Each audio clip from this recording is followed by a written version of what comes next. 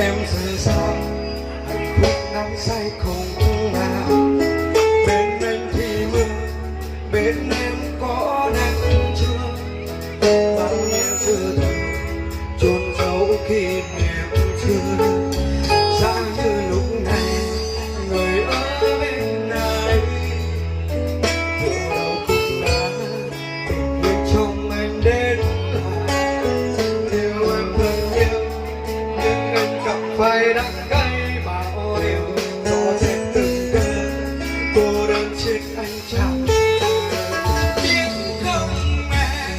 Đoạn đường mà ta qua nhiều lúc vô tâm, đôi khi anh vội vã đã làm em phải buồn, đã làm em phải đau.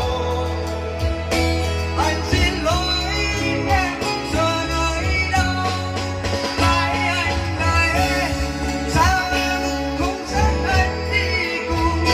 Chẳng cần biết bên em say hoặc đúng, và tìm đâu thấy hạnh phúc cho riêng mình.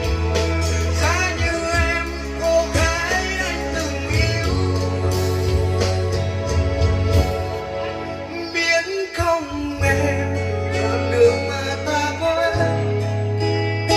lúc vô tâm, đôi khi anh vội vã đã làm em phải buồn, đã làm em phải đau.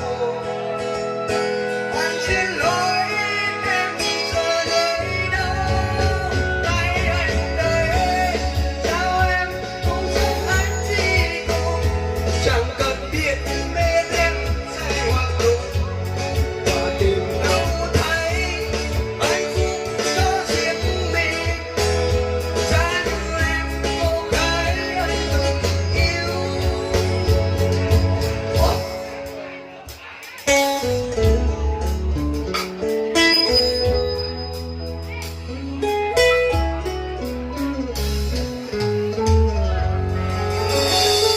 Vâng, cảm ơn tình hát của bạn Y Tiêu.